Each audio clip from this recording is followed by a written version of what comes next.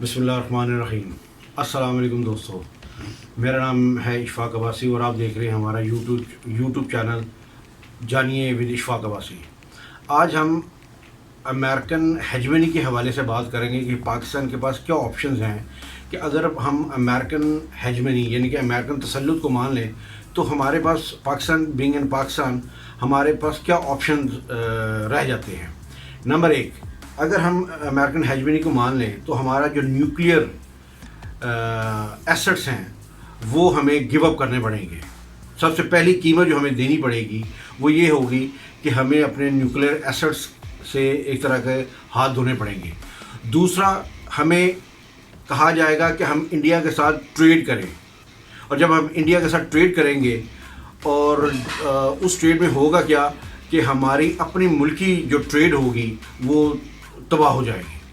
तीसरा ये होगा कि हमें कहा जाएगा कि हमें इसराइल को रिकग्नाइज़ करना है।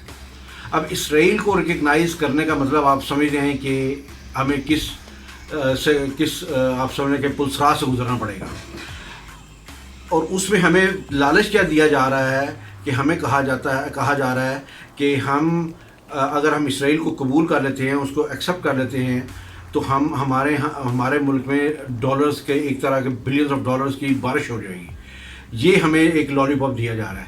चौथी जो हमें जिस पे हमें हेजमनी अगर हम अमेरिका की मानते हैं तो जो चौथी प्राइस हमें पे करनी पड़ेगी वो होगी कश्मीर के ऊपर, कि हमें कहा जाएगा कि आपको you have to give up Kashmir, हमें कश्मीर को भूलना होगा हर सूरत।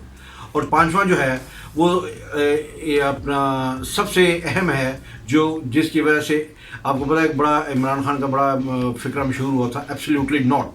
वो ये था कि हमें अमेरिकन को न सिर्फ अड्डे देने पड़ेंगे बल्कि ऐसे अड्डे देने पड़ेंगे जो कि उनके कतर में और बहरीन में हैं, जहाँ पर 15 से 20 हज़ार उनकी फ़ौज रह रही है। और उनका आप ये समझ लें कि उनका अपना एक शहर है, तो वो बलूचिस्तान के अंदर न सिर्फ अड्डे लेंगे बल्कि वो पूरा एरिया लेंगे जिसको वो अपने शहर में तब्दील करेंगे। और वहाँ से वो क्या करेंगे, चाइना पर नज़र रखेंगे, पाकिस्तान पर नज़र रखेंगे, अफ़गानिस्तान पर नज़र रखेंगे, और जो ईरान पर नज़र रखेंगे, और जो उनके एंटी स्टेट्स हैं रशिया के ऊपर उनके ऊपर अपना वो नज़र रखेंगे। और इसलिए वो अड्डे मांग रहे हैं। अगर हम अमेरिकन हेजमनी को कबूल कर लेते हैं तो फिर तो हमें इसी तरह ही गुलामों की ज़िंदगी गुजारनी पड़ेगी।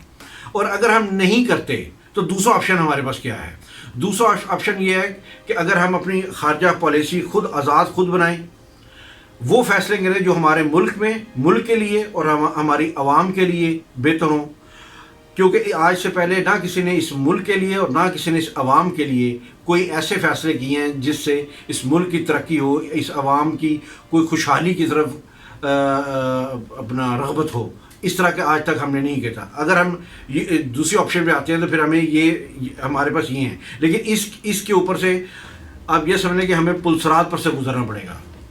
वैसे हम कैसे अजीब लोग हैं कि हमारी पहचान, हमारी इज़्ज़त, हमारी शान, हमारा वक़ार, हमारी आसाइशें, हमारी आवभगत जिस मुल्क से है, इस मुल्क में एक दरख्त की कंसिडर कर रहा हूँ कि जिस मुल्क से है, हम उसी दरख्त को न सिर्फ उसकी शाख को काट रहे हैं बल्कि उस दरख्त को ही काटने की कोशिश कर रहे हैं। और आखिर हमें इसकी प्राइस पे करनी पड़ेगी।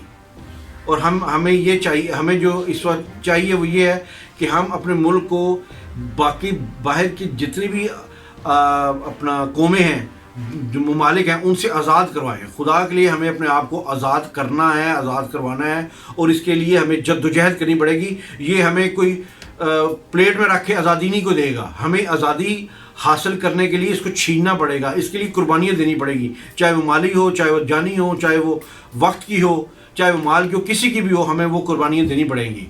और आखिर में एक अच्छी बात क्या है कि मैं आपसे इजाज़त चाहूँगा कि अगर हम गलत को गलत नहीं कह सकते तो हम ग़ुलामी के आला तरीन दर्जे पर हैं।